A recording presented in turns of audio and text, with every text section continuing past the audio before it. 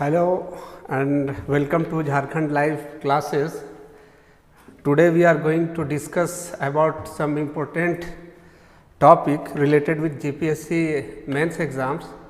आज हम लोग JPSC मेंस एग्ज़ाम से संबंधित कुछ महत्वपूर्ण टॉपिक जो एग्रीकल्चर से रिलेटेड है, जो आपके पेपर 4 में जीएस के पेपर 4 में है, उसमें टॉपिक है एग्रीकल्चर एंड झारखंड एग्रीकल्चर के बारे में है.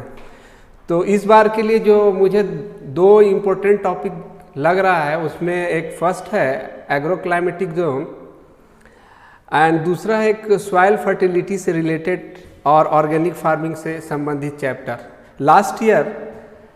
लास्ट टाइम जो एग्ज़ाम हुआ था उसमें आपसे एग्रो फॉरेस्ट्री से क्वेश्चन आया था तथा एग्रीकल्चर प्रोडक्शन से रिलेटेड क्वेश्चंस थे. तो आज अभी की क्लास में हम लोग इस सेक्शन का जो तीसरा टॉपिक है soil fertility and its application, यानी कि मृदा की उत्पादकता तथा इसका एप्लीकेशन, इसमें जो एक महत्वपूर्ण सेक्शन है जो क्वेश्चन आ सकता है वो है ऑर्गेनिक फार्मिंग.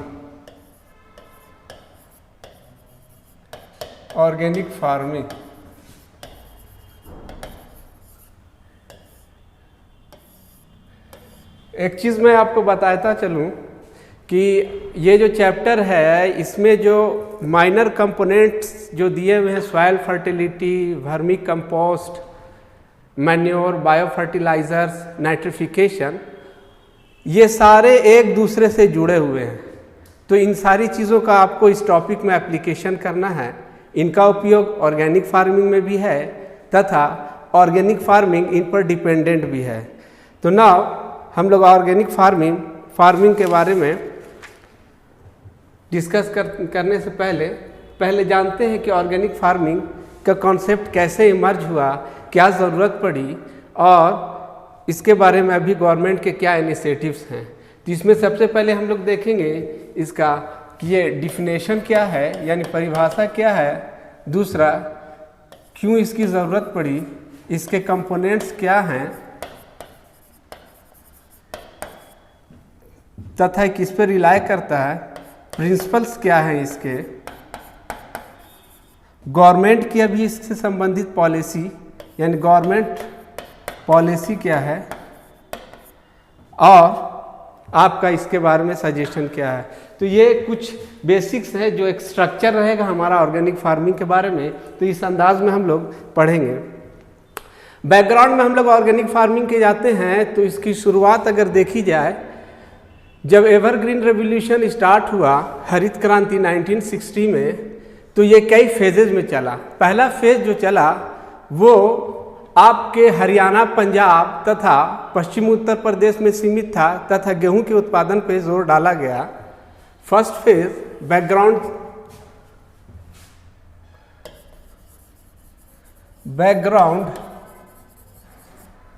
को जानते हैं हम लोग.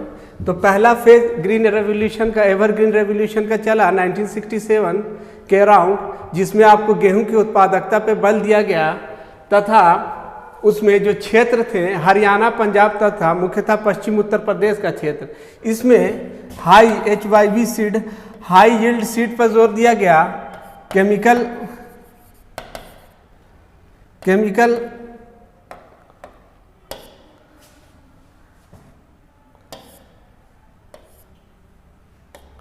केमिकल फर्टिलाइजर्स,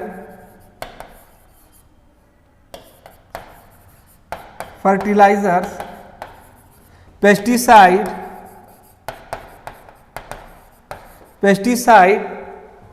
और दूसरे केमिकल्स जैसे वीडीसाइड्स वगैरह के यूज़ के बारे में बताया गया. जो इनपुट्स थे बिल्कुल वो सिंथेटिक इनपुट्स थे तथा इसमें और भी चीज़ें थी, जैसे इंफ्रास्ट्रक्चर को डेवलप करने की कोशिश की गई.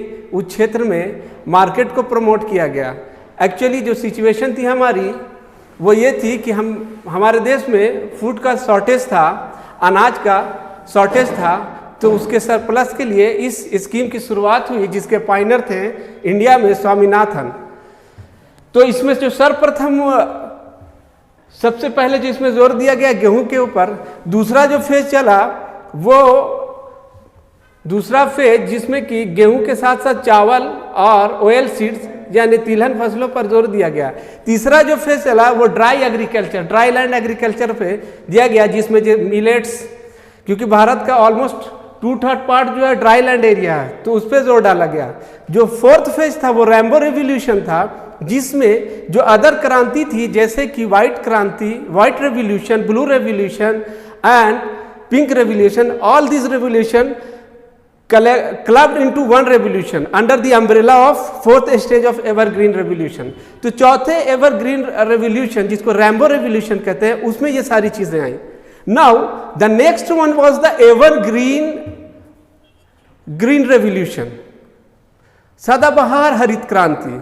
ये जो सदाबहार हरित क्रांति आई, यहीं से ऑर्गेनिक फार्मिंग का कॉन्सेप्ट इमर्ज होता है, जिसमें ये फोकस किया गया। Sorry for break.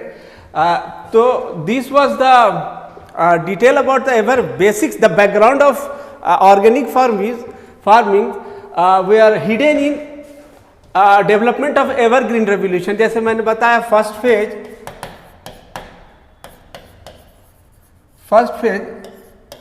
एवरग्रीन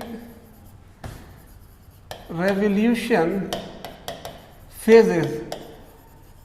हो सकता है कि एवरग्रीन रेवोल्यूशन भी आपके टॉपिक में है, तो एक संक्षिप्त में, चूंकि हर टॉपिक इंटर रिलेटेड है, तो आप अगर उसको को रिलेट करने के लिए समझ जाएंगे तो you can easily handle the questions and can write 600 words in very easy way.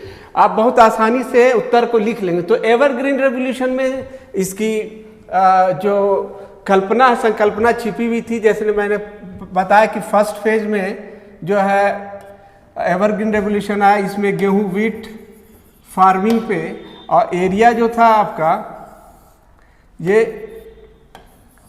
खास करके वेस्टर्न पंजाब, ये जो क्षेत्र था वेस्टर्न यूपी का region, and there are some parts of eastern India also, but in second phase eastern India पर focus किया। तो अल्टीमेटली मैं ये बताना चाह रहा था कि जो फोर्थ एवरग्रीन रेवोल्यूशन आया, फिफ्थ एवरग्रीन रेवोल्यूशन, जिसको हम एवरग्रीन रेवोल्यूशन कहते हैं, सदाबहार हरित क्रांति कहते हैं, उसमें जो ऑर्गेनिक फार्मिंग का कॉन्सेप्ट छिपा हुआ था, किस लिए? To look after the our progeny, यानी हमारी जो आने वाली भविष्य जनरेशन है उसके लिए हम क्या बचा कर छोड़ेंगे। तो कृषि में उस चीज को, सस्टेनेबिलिटी को कैसे लाया जाए, तो इस कॉन्सेप्ट के लिए हम लोग ऑर्गेनिक फार्मिंग के साथ आते हैं। Now try to understand what is organic farming. Organic farming क्या है? ऑर्गेनिक फार्मिंग क्या है? तो ऑर्गेनिक फार्मिंग जो है, अगर इसको हम लोग देखें तो एक farming method of farming system, method of farming system to use biofertilizer,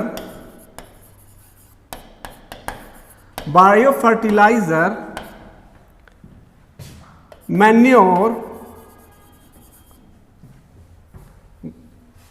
to use biofertilizer, manure and other organic materials to raise the crops,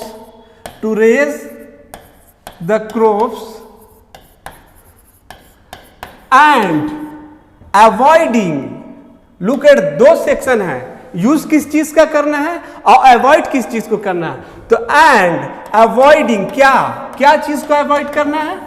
avoiding synthetic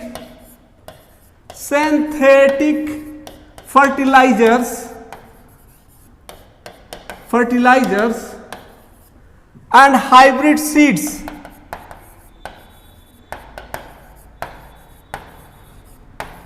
or those one which are harmful for the purpose of crop production. तो यहां देखिए दो concept है कि use क्या करना है और अवॉइड क्या करना है। यूज करना आपको bio fertiliser, manures and other organic materials, और अवॉइड करना सिंथेटिक फर्टिलाइजर। जैसे जो हम लोगों ने पहले यूज किया उसका एक ड्रॉबैक्स ये रहा हरित क्रांति के समय में कि आप देखें कि उधर अभी जो पंजाब, वेस्टर्न यूपी और हरियाणा, इसके आसपास के क्षेत्र हैं जो भी ग्रीन रेवोल्यूशन से कनेक्टेड थे, वहाँ का फर्टिलिटी जो सॉइल फर्टिलिटी कम हो गई है। दूसरा, वहाँ हेल्थ का बहुत बड़ा इश्यू हो गया। आपको मालूम होना चाहिए कि पंजाब जैसे स्टेट से एक कैंसर स्पेशल ट्रेन चलने लगी है। ये सब एक मोनोकल्चर का सिस्टम डेवलप हो गया, यानी सारा जो है फोकस हो गया। जैसे वेस्ट यूपी में गन्ने की तरफ पूरी तरह से फोकस हो गए हैं, आप पंजाब की तरफ जाएं तो गेहूं की तरफ बिल्कुल कंसंट्रेट हो गए हैं। तो इस तरह की चीजें डेवलप हो गई, इसके ड्रॉबैक्स हुए, उत्पादकता कम होने लगी, हेल्थ इशू होने लगा, इन्वायरमेंटल डिग्रेडेशन हुआ, वाटर पॉल्यूशन हो गया। तो ये सारी चीजें रही। तो ये सारी चीजें रहने की वजह से तो यहाँ avoiding the synthetic fertiliser and hybrid seeds. Now हम लोग देखें कि what is the principles, what is the basic principle of organic farming. वो कौन सी अवधारणा है जिस पर ऑर्गेनिक फार्मिंग डिपेंडेंट है?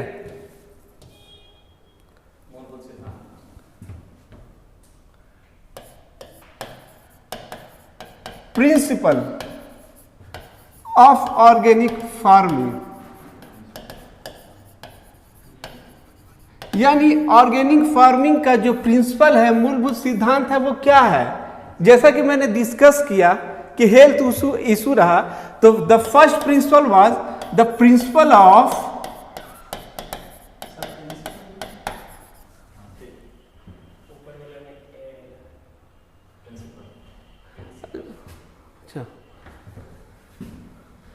the principle of health,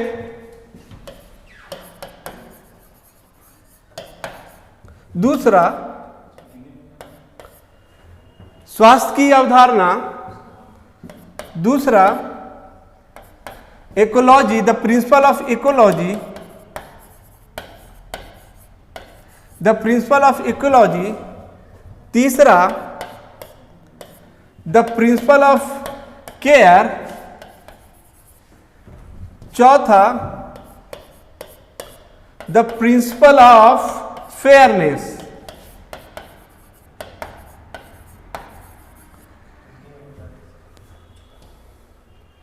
तो ये जो मूलभूत अवधारणा थी, ये मूल अवधारणा थी जो स्वास्थ्य, परितंत्र, केयर तथा जुडिशियस यूज या न्यायपूर्ण इस्तेमाल, मानव और जो उसमें आप संसाधन यूज कर रहे हैं उसका कितना आप न्यायपूर्ण इस्तेमाल कर रहे हैं। यानी कि ये इन चार प्रिंसिपल पे ऑर्गेनिक फार्मिंग डिपेंड है। The first one is health, it is good both for the consumer and producer. ये एबायोटिक एंड बायोटिक दोनों के हेल्थ कंसर्न से के लिए अच्छा है।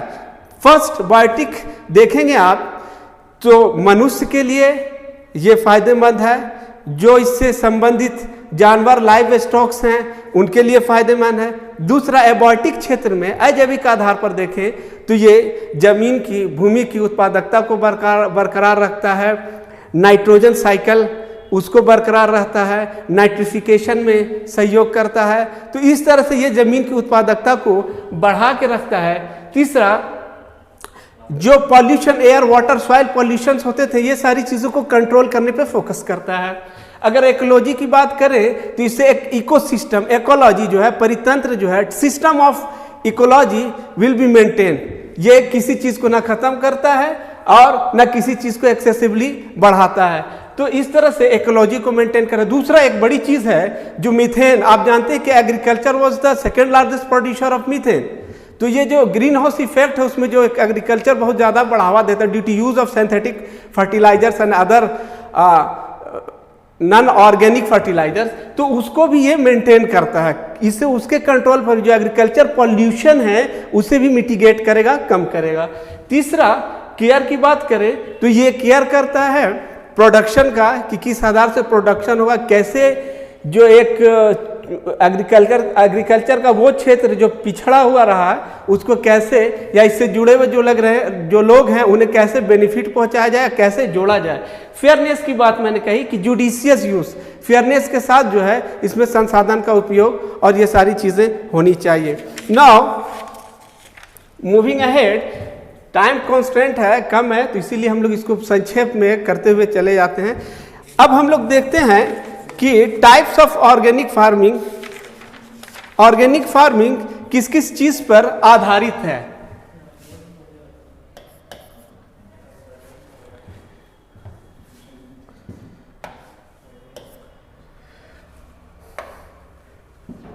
डिपेंडेंसी ऑफ ऑर्गेनिक फार्मिंग,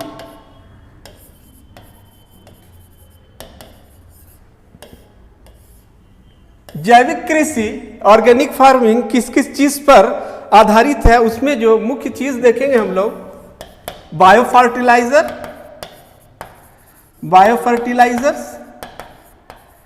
कैसे बायो फर्टिलाइजर्स इसके लिए जैविक खाद उपयोगी है। दूसरा क्रॉप रोटेशन,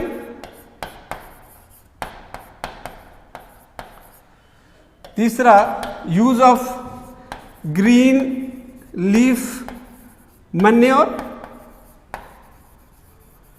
हरे पत्तों से बने हुए खाद। तीसरा एनिमल हस्बेंड्री, एनिमल हस्बेंड्री।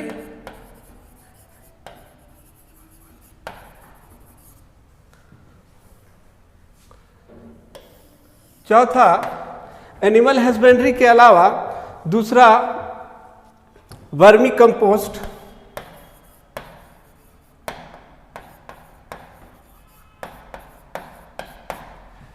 तो ये कुछ मुख्य चीजें हैं जिसपे ऑर्गेनिक फार्मिंग, जैविक कृषि रिले करती है, डिपेंड रहती है। जैसे मैंने यहां पे लिखा बायो फर्टिलाइजर, बायो फर्टिलाइजर का हम लोग इसमें यूज करते हैं, यानी नाइट्रिफिकेशन का प्रोसेस। नाइट्रिफिकेशन क्या है? जो नाइट्रेट को ट्रांसफॉर्म करता है आउटर सराउंडिंग से लेकर अर्थ में, सॉइल में, यह नाइट्रिफिकेशन के प्रोसेस को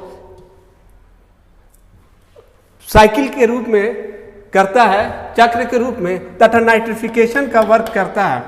नाइट्रिफिकेशन नाइट्रेट साइकिल यानी नाइट्रोजन चक्र, जो सॉइल और मृदा के लिए न्यूट्रिएंट्स या न्यूट्रिएंट्स जो जरूरी होती है उसको ये मेंटेन करता है। इसमें मुख्यतः हम लोग दो तरह के नाइट्रिफिकेशन बायोमोलिक्यूल्स का यूज करते हैं, माइक्रो ऑर्गेनिज्म का यूज करते हैं। एक सिम्बायोटिक माइक्रो ऑर्गेनिज्म, दूसरा एसिम्बायोटिक माइक्रो ऑर्गेनिज्म। सिम्बायोटिक में राइजोबियम जो ल्यूमिनस प्लांट्स होता है वो इस्तेमाल होता है। दूसरा जो नेक्स्ट है उसमें हम लोग साइनोबैक्टीरिया, ब्लू एल्गी, ETC का यूज करते हैं ताकि एक नाइट्रिफिकेशन का प्रोसेस हो सके और भू मृदा का जो मिनरल्स का कैपेसिटी है, होल्डिंग कैपेसिटी, वो बढ़ाई जा सके। दूसरा क्रॉप रोटेशन का काम करते हैं ताकि क्रॉप रोटेट करके लगाने से, जैसे दो क्रॉप के बीच में एक तीसरी क्रॉप लगाते हैं ताकि उसकी जो उत्पादकता है, सॉइल फर्टिलिटी बरकरार रहे। दूसरा green leaf manure, green leaf manure वो चीज़ है जैसे जो एक खाली स्पेस बच जाता है दो लैंड के बीच में, उसमें हम लोग लीफ मैन्योर, उसके जो पत्ते हैं वो लगाते हैं ताकि उसकी फर्टिलिटी बरकरार रहे। उसी प्रकार एनिमल हस्बेंड्री का प्रोसेस इसलिए करते हैं, जो काउ डंग्स वगैरह होते हैं, यूरिन होता है, उसका हम लोग जिसको बायो खाद, जैविक खाद कहते हैं, उसको हम लोग खेती में यूज कर सके फर्टिलाइजर के रूप में। नेक्स्ट वन है जो वर्मी कंपोस्ट है। वर्मी कंपोस्ट आपके सिलेबस में भी है। वर्मी कंपोस्ट जैसे किचन के वेस्ट हो गए, एग्रीकल्चर वेस्टेज हो गए, तो इसमें केचुआ खाद बोलते हैं इसको हम लोग। केचुए की मदद से इस खाद का ट्रांसफॉर्मेशन करते हैं, खाद का फॉर्मेशन करते हैं। वर्मी कंपोस्टिंग के जरिए हम लोग खाद का निर्माण करते हैं तथा इसका उपयोग हम लोग ऑर्गेनिक फार्मिंग में करते हैं। तो these are the basic things on which organic farming depends. अब हम लोग ये दो चीज फिनिश हुई। अब हम लोग देखते हैं type of organic farming. Type of organic farming, समय कम है, इसकी वजह से इन शॉर्ट कम समय में चीजों को कवर करने की कोशिश की जा रही है।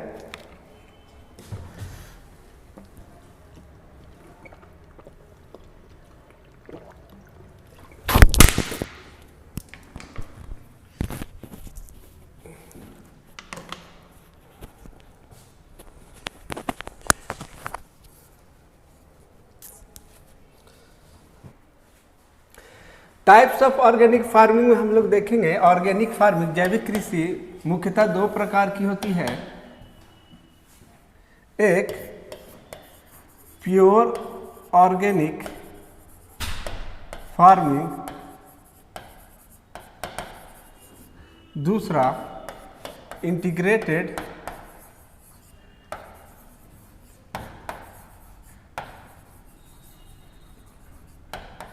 Organic farming.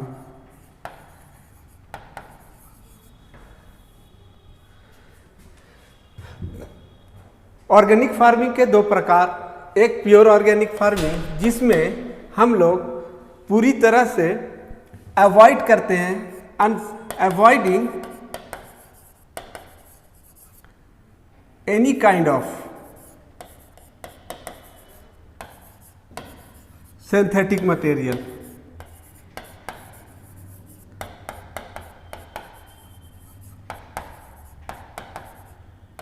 यानी जो यूज हो रहा है वो पूरी तरह से using totally natural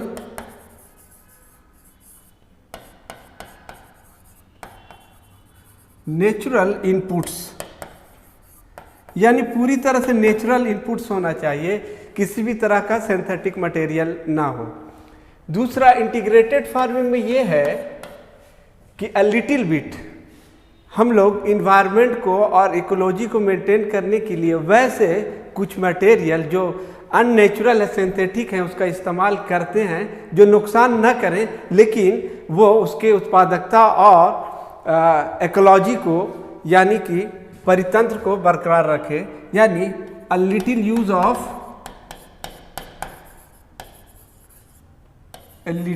of synthetic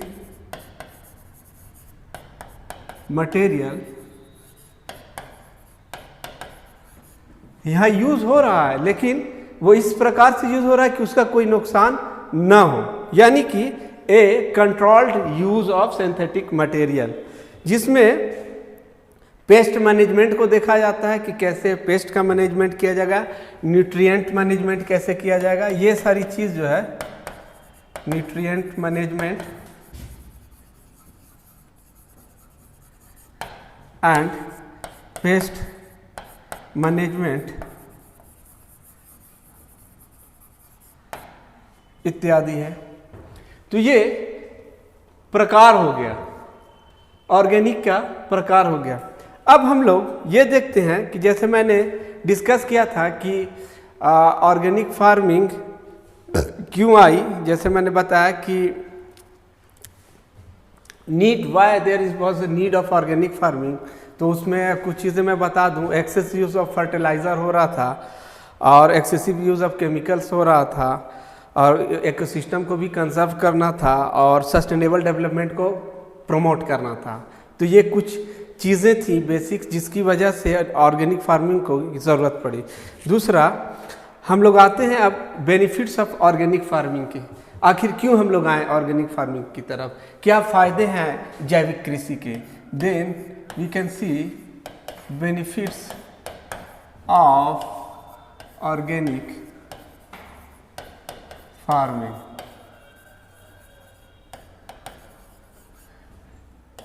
क्या क्या, जैसे मैंने पहले डिस्कस किया कि ऑर्गेनिक फार्मिंग के क्या क्या बेनिफिट्स है। तो सबसे पहले ये इन्वायरमेंट फ्रेंडली है, इन्वायरमेंट फ्रेंडली है। कैसे इन्वायरमेंट फ्रेंडली है? हम लोगों ने देखा किसी में किसी भी प्रकार का सिंथेटिक यूज़ नहीं होता है। दूसरा, ये प्रमोट करता है सस्टेनेबल डेवलपमेंट को and does not cause any kind of harm, does not cause any kind of harm to environment. किसी प्रकार का पर्यावरण को ये क्षति नहीं पहुंचाता है, जैसे कि पहले की कृषि पद्धति में जो देश में अपनाई गई थी उसमें होता था। उससे क्या होता था? सॉइल, वायु तथा जल तीनों प्रकार का प्रदूषण होता था। जो अंडरग्राउंड वाटर है वो कॉन्टिमिनेटेड हो गए थे। जैसे आपको पता है कि बंगाल व आर्सेनिक की क्वांटिटी बहुत ज़्यादा हो गई, कहीं पर अदर मेटल्स की क्वांटिटी ज़्यादा बढ़ गई, जिसकी वजह से ये जो पहले की कृषि पद्धति थी वो इन्वायरमेंट फ्रेंडली नहीं थी तथा ये सस्टेनेबल डेवलपमेंट गोल के भी अगेंस्ट थी, जो आगे चलकर फ्यूचर में एक बड़ा प्रॉब्लम समस्या खड़ी कर सकती थी। दूसरा जो महत्वपूर्ण इसका फायदा है वो है इकोनॉमिक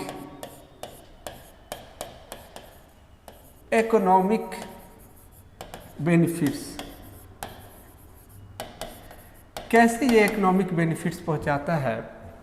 पहली चीज़, इसमें large number of labours involve होते हैं, क्योंकि इसमें जो manures, bio fertiliser, vermi compost ETC का जो उपयोग होता है, तो इसमें लार्ज नंबर ऑफ लेबर्स इस्तेमाल होते हैं, श्रम ज़्यादा इन्वॉल्व होता है, जिसके कारण एम्प्लॉयमेंट जनरेट करता है। Employment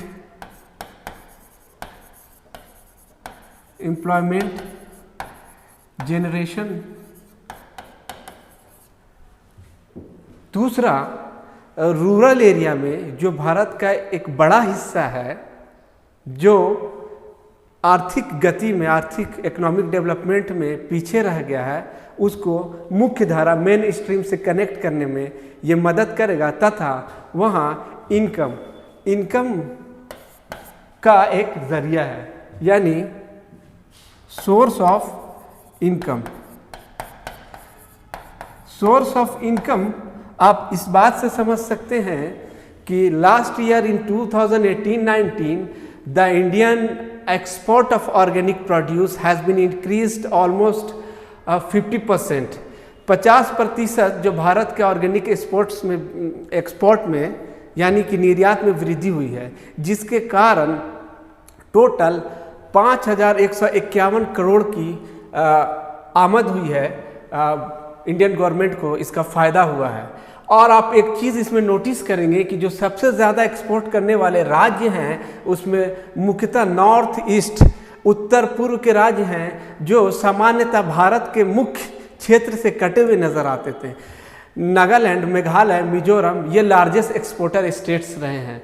in spite of their is less number of industry and other means, यानी एग्रीकल्चर और कृषि के माध्यम से, स्पेशली ऑर्गेनिक कृषि के माध्यम से वहाँ इनकम का स्रोत बढ़ चुका है। तो ये आपके पास उदाहरण है कि ये सोर्स ऑफ इनकम का स्रोत है।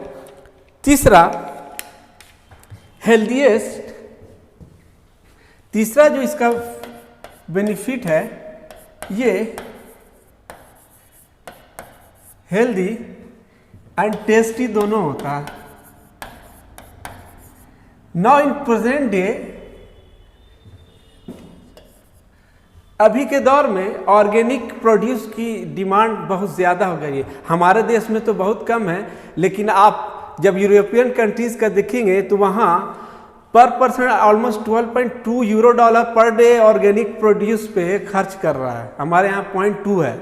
तो क्योंकि वो इतने हेल्थ कंसर्न हैं कि वो चाह रहे हैं कि हम ऑर्गेनिक प्रोड्यूस खाएं, ताकि हमारे हेल्थ पर जो पहले फूड्स थे उसके एडवर्स इफेक्ट हुआ करते थे, विपरीत प्रभाव पड़ा करते थे। ऑर्गेनिक यानी जैविक जो उत्पाद होते हैं उससे आपको इस तरह का कोई भी नुकसान, किसी भी प्रकार का डर और भय नहीं होता है। तो ये हेल्थी एंड टेस्टी दोनों होता है, इसीलिए इसका डिमांड बढ़ते जा रहा है। नेक्स्ट बेनिफिट जो है, ये इनएक्सपेंसिव प्रोसेस है। अगर एक छोटा और मझौला किसान भी है तो वो भी ऑर्गेनिक फार्मिंग यानी जैविक कृषि पद्धति को अपना सकता है अगर उसके पास कुछ लाइव स्टॉक्स हो, एनिमल्स हो, एक छोटा लैंड एरिया हो। छोटे भूमि या छोटे जो किसान हैं वो भी इसका फ़ायदा उठा सकते हैं क्योंकि इनएक्सपेंसिव है, ना आपको बाहर से सिंथेटिक। अगर एक बार आपने जो खर्च कर लिया, कैसे हम वर्मी कंपोस्ट यानी केचुआ खाद कैसे बनाएंगे, गोबर खाद कैसे बनाएंगे, ये सारे आप घर में तैयार कर सकते हैं। At the beginning there is a investment, शुरू में आपका खर्च है, लेकिन इन फ्यूचर आप उससे फ़ायदा उठाएंगे। और छोटे और मझोले किसान जिनको बीज के लिए, खाद के लिए डिपेंडेंट रहना पड़ता था पैसे, जिसके चलते वो मनी लेंडर से पैसे लिया करते थे, कर्जा उधार करके बीज लेते थे, क्योंकि HY सीड का मॉडल आ गया था। एक बार बीज यूज़ करो, 2 बार बीज यूज़ इस्तेमाल करने के बाद फिर वो इस्तेमाल के लायक नहीं रहता, फिर आप बाज़ार जाएं या फिर खरीदें। उसी तरह खाद के लिए, UAP खाद के लिए दूसरा सरकार का भी लोड इससे कम होता है। सरकार DAP खाद में, यूरिया में सब्सिडी दिया करती थी। तो इस तरह की चीज़ों से इनएक्सपेंसिव हो जाता है ऑर्गेनिक फार्मिंग, इनएक्सपेंसिव फार्मिंग। तो ये कुछ इसके फायदे थे। अब हम लोग इसके कुछ लिमिटेशन पे जाते हैं। लिमिटेशन या डिसएडवांटेज कह लें।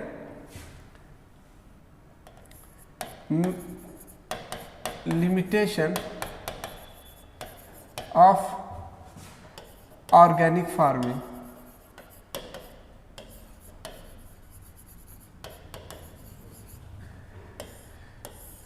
लिमिटेशन ऑफ ऑर्गेनिक फार्मिंग देखें तो ये इनकम्पिटेंट है, कंपटीशन नहीं कर पा रहा है मार्केट में।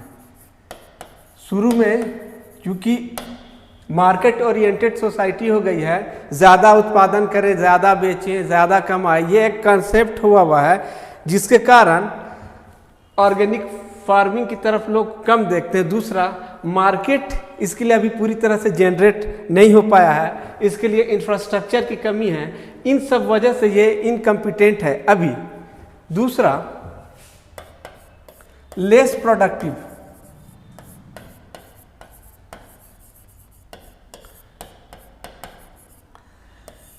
यहां मैं आपको बताता चलूं कि at the beginning of organic farming, शुरू के वर्षों में ये लेस प्रोडक्टिव होता है, बहुत ज़्यादा फायदा नहीं देता है, क्योंकि एक ट्रांसफॉर्मेशन एज से आप ट्रांसफॉर्मेशन पीरियड से गुजर रहे होते हैं। इसकी वजह से ये लेस प्रोडक्टिव होता है और इससे छोटे और मझोले किसान अडॉप्ट नहीं कर रहे, इसे अपना नहीं रहे।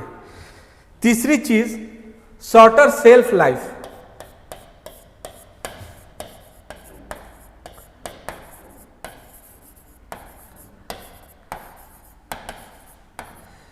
इसका जो लाइफ पीरियड है वो कम होता है, वो जल्दी सड़ गल जाता है ऑर्गेनिक प्रोड्यूस जो होता है। ये सब कारण हैं जो इस पे एक लिमिटेशन क्रिएट करते हैं। हालांकि इसको हम लोग दूर कर सकते हैं अगर प्रॉपर मैनेजमेंट और प्रॉपर विजन और इंफ्रास्ट्रक्चर डेवलप किया जाए तो। इसके बारे में अवेयरनेस फैलाने की और ज़रूरत है। अब हम लोग ये बेसिक्स जानने के बाद ये देखने की कोशिश करेंगे कि what is the position of India in organic farming.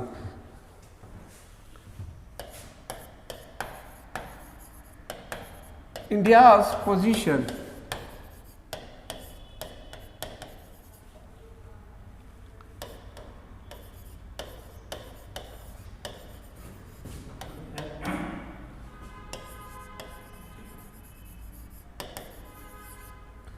Bharat का जैविक कृषि में क्या स्थान है, किस प्रकार भारत इस पद्धति को अपना रहा है तथा क्या इसके फायदे भारत को हो सकते हैं।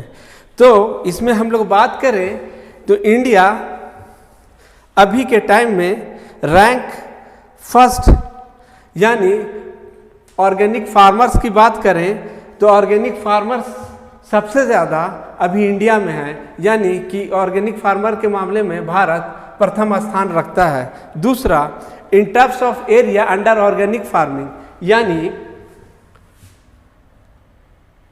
in terms of area under organic farming, India का पोजीशन जो है 9th, पूरे विश्व में 9वें स्थान पर है। जैसा मैंने बताया कि फार्मर्स की जो संख्या है, ऑर्गेनिक फार्मर्स की जो संख्या है, उसमें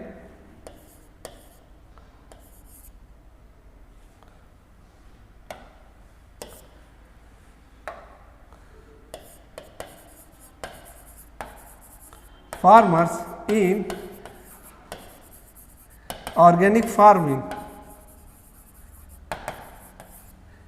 इसमें इंडिया पहले नंबर पर आ चुका है। अगर हम लोग इसकी बात करें तो सिक्किम विश्व का पहला राज्य है और भारत का पहला राज्य है जो फुल्ली ऑर्गेनिक 2016 में घोषित किया गया था। Sikkim was the first state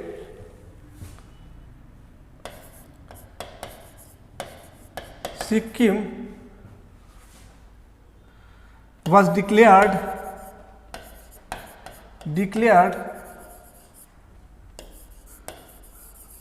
fully organic state in 2016। Sikkim पहला राज्य बना जिसे पूरी तरह से ऑर्गेनिक राज्य घोषित किया गया।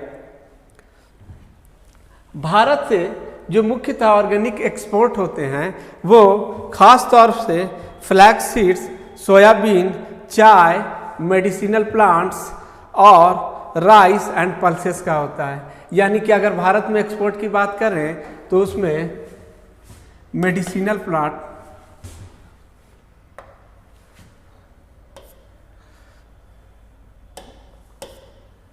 ऑर्गेनिक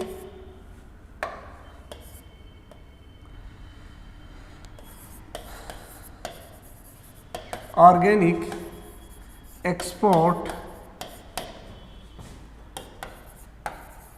मटेरियल्स ऑफ इंडिया, इसकी अगर बात करें तो इसमें फ्लैक्स सीड्स, सोयाबीन,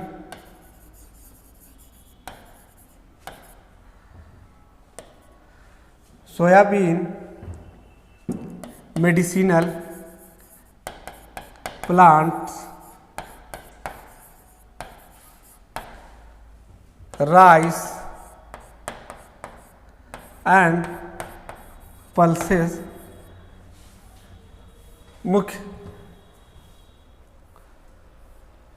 मुख्य फसल हैं जिसको भारत एक्सपोर्ट कर रहा है। अगर मेजर एक्सपोर्टिंग, हाँ एक चीज़ यहाँ पर आप और डाल सकते हैं कि 2018-19 में भारत का जो ऑर्गेनिक प्रोड्यूस का एक्सपोर्ट ग्रोथ है वो 50% था, तथा टोटल जो ट्रेड हुआ था वो 5,151 करोड़ का टोटल एक्सपोर्ट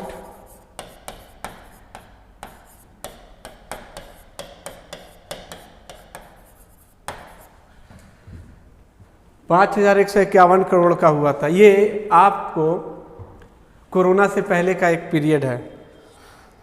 तो ये टोटल हुआ। Major states involve in exports, जैसे मैंने कहा कि उत्तर पूर्व के राज्य थे जिसमें असम, मिजोरम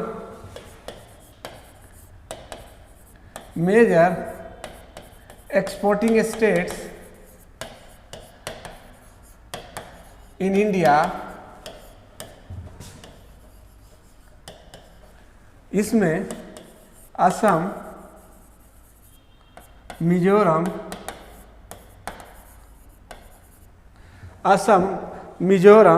तथा मणिपुर एंड नागालैंड।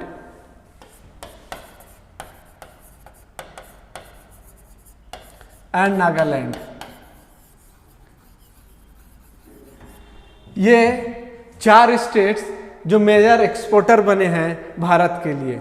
लेकिन अगर हम लोग बात करें कि ऑर्गेनिक खेती में सबसे ज़्यादा क्षेत्र किन राज्यों का आता है, तो उसमें अगर हम लोग बात करें नंबर वाइज, तो area under organic cultivation, the largest area in organic cultivation, सबसे ज़्यादा मध्य प्रदेश, राजस्थान एंड महाराष्ट्र।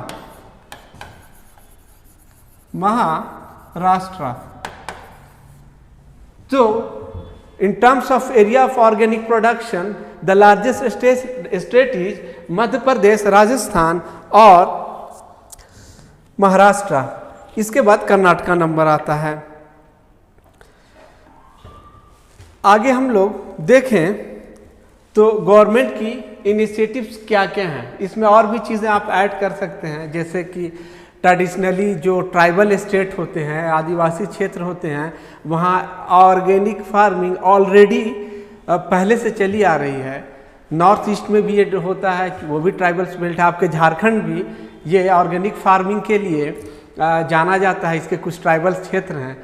तो लेकिन वही है कि उसको एक ऑर्गेनाइज वे में प्रॉपर मैनेजमेंट के साथ, प्रॉपर विजन एंड गोल के साथ अगर सरकार करती है तो उसमें और झारखंड राज्य आगे की ओर अग्रसर हो सकता है तथा ऑर्गेनिक राज्य के रूप में, यानी जैविक राज्य के रूप में अपनी पहचान बना सकता है।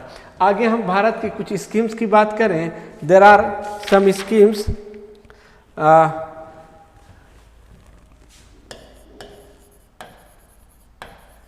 schemes to promote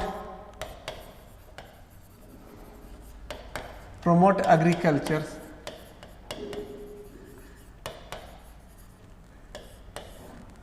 इसमें बहुत सी स्कीम्स को आप जोड़ सकते हैं, जैसे सॉइल हेल्थ कार्ड हो गया, national mission for sustainable agriculture. जैसे हम लोग देखें नेशनल मिशन फॉर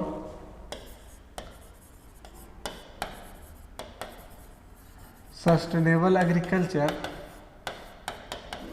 एक अम्ब्रेला स्कीम है जिसके अंदर कई स्कीम्स चल रही हैं जो कृषि से संबंधित है और किस तरह की कृषि की, सतत कृषि से संबंधित है।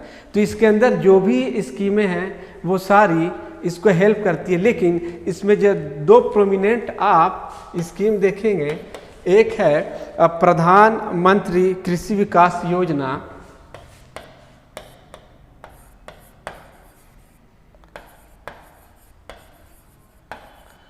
प्रधानमंत्री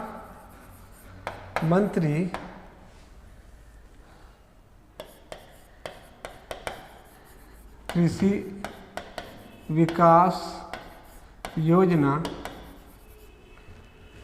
प्रधानमंत्री कृषि विकास योजना एक सब कंपोनेंट था जो सॉइल हेल्थ मैनेजमेंट स्कीम जो आई थी सरकार की, उसी का सब पार्ट है। And all those come under the national mission for sustainable agriculture. दूसरा है mission organic value chain development, mission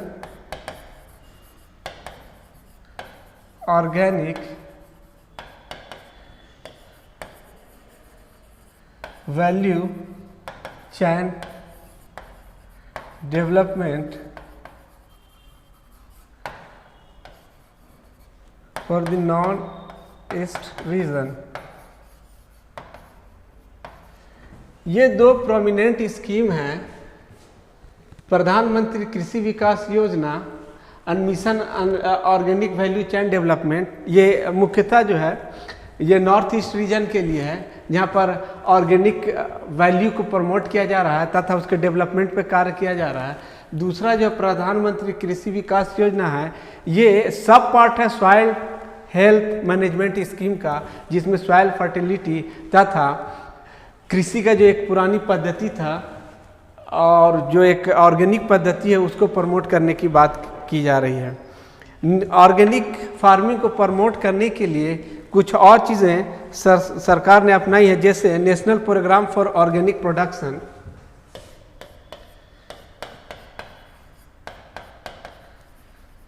national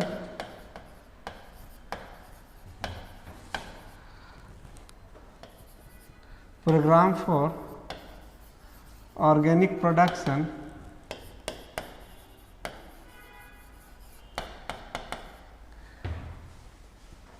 national programme for organic production इसमें सर्टिफिकेशन का कार्य करती है, सरकार प्रमोट करती है तथा सर्टिफिकेट प्रोवाइड करती है किसानों को, जिससे वो ऑर्गेनिक प्रोडक्ट्स, उनके ऑर्गेनिक प्रोड्यूस आसानी से बेचे जा सकें तथा मार्केट में अवेलेबल हो सके। दूसरा है एक पार्टिसिपेटरी गारंटी स्कीम, दूसरा है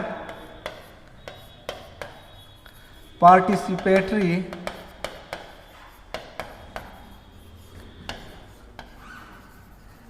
गारंटी स्कीम्स।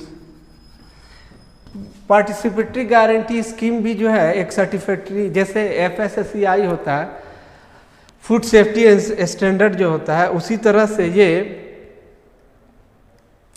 सर्टिफिकेशन देता है ऑर्गेनिक प्रोड्यूस को, ताकि ये मार्केट में अवेलेबल हो सके तथा एक्सपोर्ट किए जा सके।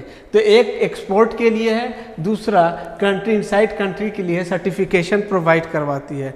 तीसरी एक स्कीम देख सकते हैं, ई कॉमर्स पोर्टल जनरेट किया गया है, ई कॉमर्स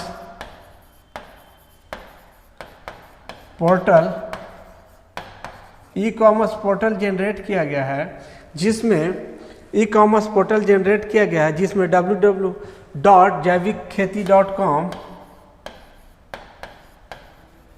jaivikkheti.com यानी एक ई कॉमर्स पोर्टल जनरेट किया गया है इस चीज़ को बढ़ावा देने के लिए। तो ये कुछ स्कीम्स थी सरकार की जो इस चीज़ को बढ़ावा देने के लिए की गई हैं।